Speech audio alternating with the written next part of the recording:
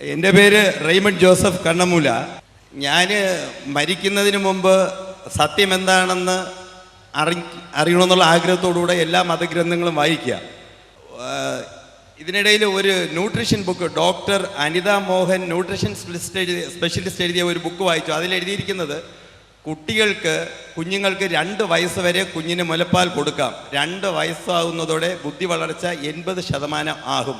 മുലപ്പാൽ ബുദ്ധിയുടെ വളർച്ചയ്ക്കും പശുവിൻ പാൽ ശാരീരിക വളർച്ചയ്ക്കുമെന്നാണ് പറയാറ്. ഈ കാലഘട്ടത്തിൽ ഞാൻ ഖുറാൻ വായിക്കാൻ ഇടവന്നു. അതിലെഴുതിയിരിക്കുന്നത് മാതാപിതാക്കൾ തങ്ങളുടെ സന്താനങ്ങൾക്ക് പൂർണ്ണമായ 2 കൊല്ലം മുല കൊടുക്കേണ്ടതാണ്. മുല കൂടി പൂർണ്ണമാക്കണം എന്നുദ്ദേശിക്കുന്നവർക്കത്രേ. ഇത് മറ്റ് വേദഗ്രന്ഥങ്ങളിൽ ഉണ്ടോ എന്നറിയാനാണ് ഞാൻ ചോദിച്ചത്.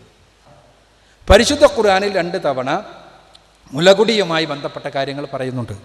അവിടെ 2 വർഷമാണ് കുഞ്ഞിന് മുല കൊടുക്കേണ്ടത് എന്ന് വളരെ കൃത്യമായി പറയുന്നുണ്ട്. കുഞ്ഞിൻ്റെ ബൗദ്ധികമായ ബുദ്ധിപരമായ വളർച്ചയ്ക്ക് ഈ 2 വയസ്സുവരെ മുല കൊടുക്കൽ നിർബന്ധമാണ് എന്ന് തന്നെയാണ് പുതിയ പഠനങ്ങൾ കാണിക്കുന്നത്. അതാണ് എൻ്റെ സുഹൃത്ത് വായിച്ചത്. അത് യഥാർത്ഥത്തിൽ മറ്റ് പാലുകളും മനുഷ്യ ശിശുവിൻ്റെ പാലും തമ്മിൽ ഒരുപാട് വ്യത്യാസമുണ്ട്. മനുഷ്യൻ്റെ പാലും തമ്മിൽ. മനുഷ്യൻ്റെ പാലിൽ കാർബോഹൈഡ്രേറ്റാണ് കൂടുതൽ. കാർബോഹൈഡ്രേറ്റ് തലച്ചോറിൻ്റെ വികസനത്തിനുണ്ട്, അതാണ് വളർച്ചക്കുള്ളതാണ്. പശുവിൻ പാലിലും മറ്റ് ആട്ടിൻ പാലിലുമെല്ലാം കൂടുതലുള്ള പ്രോട്ടീനാണ്. പ്രോട്ടീൻ മസിലുകളുടെ വളർച്ചക്കുള്ളതാണ്. അപ്പോൾ ശരിക്കും മനുഷ്യന് വളരേണ്ടത് തലച്ചോറാണ്. അതുകൊണ്ട് തന്നെയാണ് പടച്ചവൻ മനുഷ്യ ശിശുവിൻ്റെ സ്രോതസ്സായ മുലപ്പാലിൽ കൂടുതൽ കാർബോഹൈഡ്രേറ്റ് വെച്ചിട്ടുള്ളത്.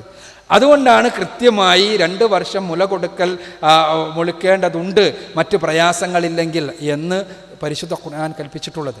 മറ്റ് വേദഗ്രന്ഥങ്ങളിൽ അങ്ങനെ ഒരു പരാമർശമുള്ളതായി എൻ്റെ ശ്രദ്ധയിൽപ്പെട്ടിട്ടില്ല എന്നാണ് എനിക്ക് ചുരുക്കത്തിൽ സൂചിപ്പിക്കാനുള്ളത്. എവിടെയെങ്കിലും ഉണ്ടോ എന്ന് എനിക്ക് കൃത്യമായി പറയാൻ നിർവാഹമില്ല. അങ്ങനെ എന്തെങ്കിലും ഉള്ളതായി എൻ്റെ ശ്രദ്ധയിൽപ്പെട്ടിട്ടില്ല.